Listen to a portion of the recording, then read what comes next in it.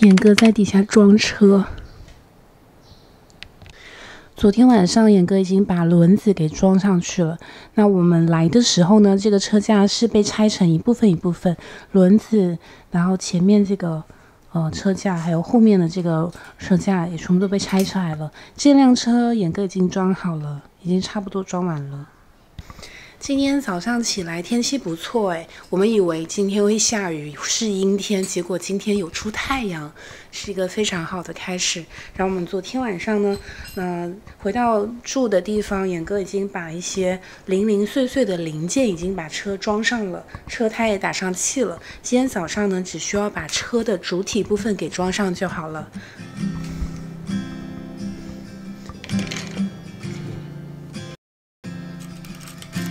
全部都是用 Allen key， 还挺方便的。在视频开始前，简单介绍一下这次带去日本的2辆 Alex Mountain 自行车以及安装步骤。AM 采用20英寸小轮径设计，分体式车架可以轻松拆解装箱。到达目的地后，只需将前后车架连接好，安装前后轮并锁紧快拆轴，最后安装上坐垫并调节高度。整个过程呢简单快捷。这也是我们第一次带着 AM 自行车出国长途骑行，这次它将陪我们开启这一段精彩的日本骑行之旅。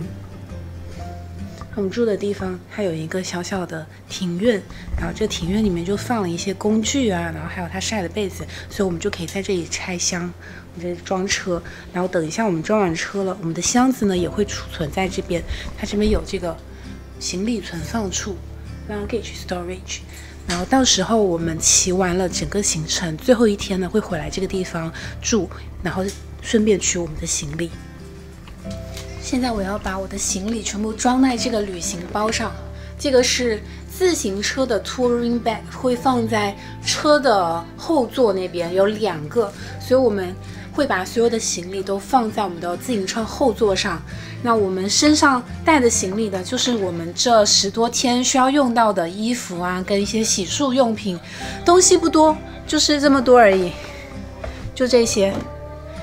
这2包是衣服，这一包是防风衣，防止下雨，然后这些是洗漱拖鞋，还有一些水什么的。这10多天的行程，我们的行李只有这2个黑色的 touring bag， 装着简单的衣服、必需品和洗漱用品。为了减少自行车的重量，长途骑行呢，建议大家尽量精简行李，轻装出行会更轻松。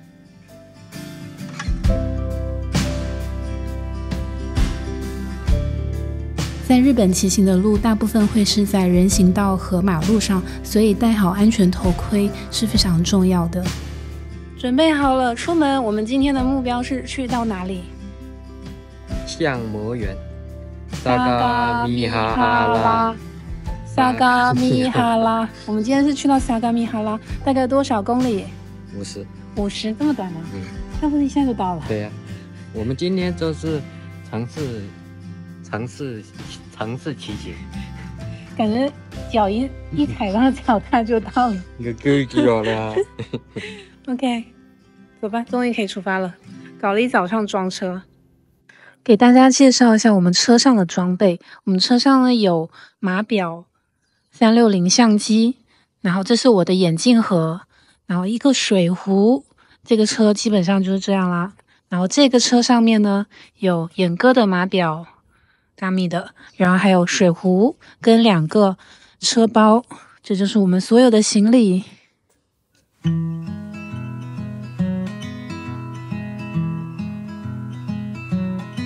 Oh, slow living can be life-giving, although we might disagree. If most our lives are lived in black and white, it makes the gray so hard to see. The same old people,The same old steeples. 这里有好多妈妈带小孩。我们来到了这家店叫 Loro， 来买一些东西。出发的时候突然想起来，我们忘记带车锁跟放手机的一个架子，所以呢，我们在出发之前呢，就来到我们住的附近一家车店，来这里看看有没有卖车锁跟那个手机架的。This same.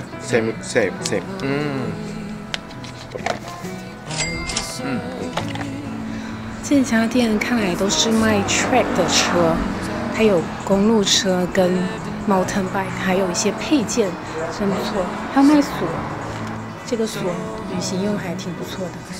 在日本骑行，因为我们是游客，对这里的路况和路线并不熟悉，所以呢，手机支架变得非常重要，可以随时用手机导航，确保骑行更加顺利。另外，我们这次来日本时忘记带车锁，于是在当地的车店买了一个轻便的车锁。虽然治安非常好，大多数人都很遵守规则，偷车这种情况也很少见，但为了保险起见，还是买了车锁。毕竟我们之后还要骑行10多天，有车锁在，心里会更踏实一点。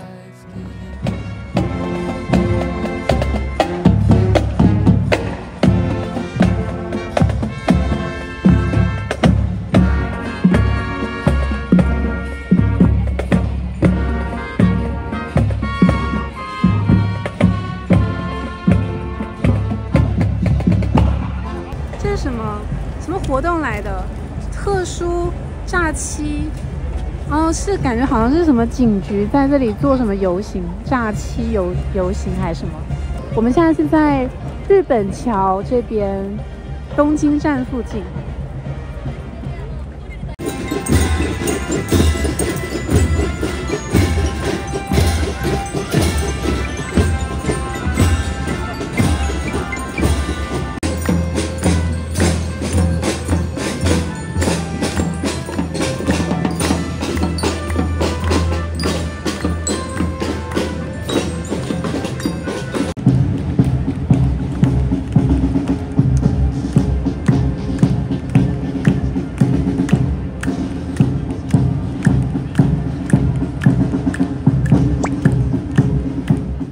在日本桥附近看完了游行之后，我们来到了大手町附近。大手町是东京著名的金融和商业中心，位于千代田区，紧邻东京站和皇居外苑。这里呢，集中了许多大型的企业总部、银行还有跨国公司。这里应该就是东京的 CBD 商务区了。那这里是与皇宫外苑相邻。通过这条商业街，我们就来到了日本的皇宫。East Gardens of the Imperial Palace, admission free， 入园免费，可以参观这个皇宫。皇宫的四周呢有水围着，像是护城河的感觉。然后这是免费入园，但是呢自行车是不能入园的，所以我们就不进去啦，就在外面拍个照打个卡。这里面呢，感觉绿化挺好的，很多那种很古老的大树，像一个公园，然后很多人在这边跑步，围绕着皇宫这一圈跑步跟骑车。路过一个公园，国立近代美术馆、科技馆在这里面，很多博物馆，他们的公园里面呢都会有一些美术馆、博物馆都会在公园里面，我觉得这个设计还挺好的。大家逛公园还可以去参观一下这些美术馆、艺术馆。到了午餐时间，我们继续骑行前进，慢慢从公路来到了新宿地区。途中，我们在地图上搜到了一家位于伊势丹附近的猪排店，名字叫 Wako。这是一家连锁猪排店，在 Google Map 上面的评分很高，所以我们决定去试试。骑行后吃点炸物，感觉能快速补充能量，于是呢就选了这家猪排店，准备好好享受一顿美味的午餐。我们现在是骑到了新宿这个区域，然后来了这边，突然下起了一点毛毛雨嘞，希望等一下下雨不要下得太大。没有，你卡住人家车把了。OK。它是自动锁的，这个是伊势丹的停车场，然后它这个是自动上锁，还挺好的，不需要用锁。把这些相机拿下来。好。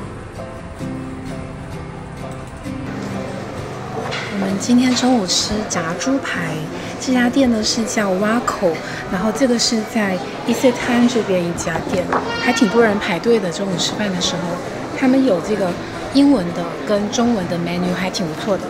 那我们应该是会点猪排套餐。在这里用餐体验非常棒。这是一家开放式厨房的餐厅，可以看到师傅在台面上现炸猪排。餐点会先上一些小菜和一大盆包菜，随后呢上热腾腾的炸猪排，再配上一碗米饭，分量非常足，而且价格也挺实惠的。这一餐吃得特别满足。在日本的餐厅用餐环境非常安静，大家说话都很小声，我也不好意思明目张胆的拍视频，怕影响到其他人。但不得不说，用餐环境真的很舒服，而且服务员的态度也超好。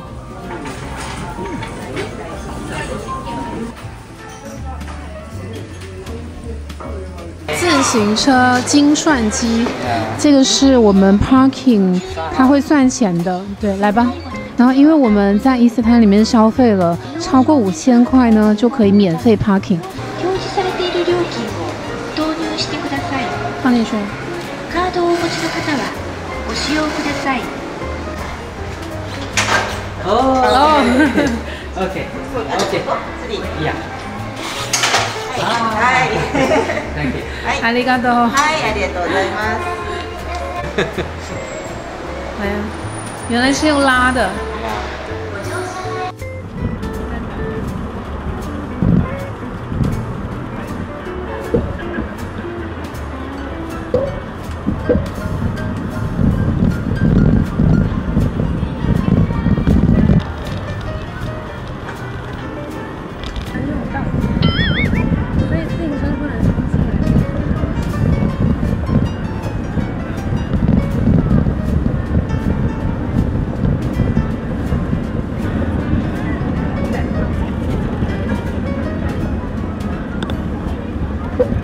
自行车行走禁止，自行车不能走。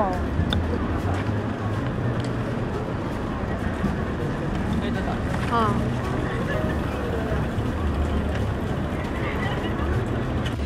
我们好像走来了一条步行专用道，不知道是不是因为今天是礼拜天的原因。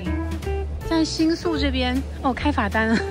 果然自行车不能停在这边，它这里有写的自行车走行禁止，应该就是不能走吧？应该就是礼拜天是步行专用道，我猜的啊。然后这边是新宿呢最繁华的一条街道，有很多店 ，Uniqlo 的旗舰店，还有很多品牌店跟商场都在这边。然后我们刚刚吃饭的伊势滩也在这附近。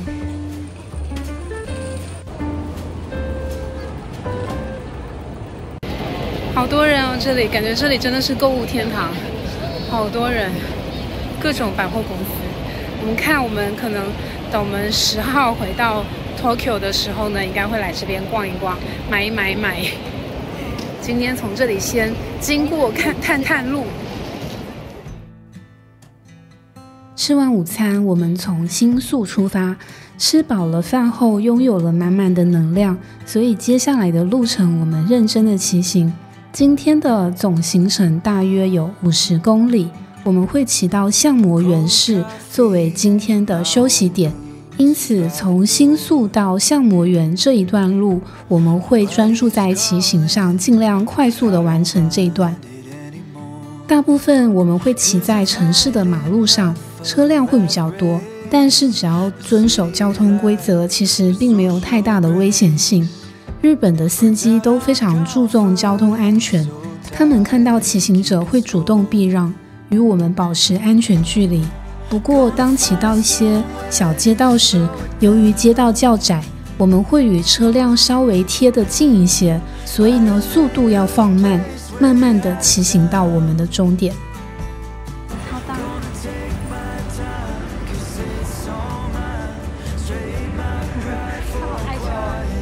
感觉我们渐渐往郊区在走，因为呢可以感觉到路的两边那个高的楼就渐渐的变少了，然后视野渐渐的变得比较空旷，然后路上的人呢也比较少。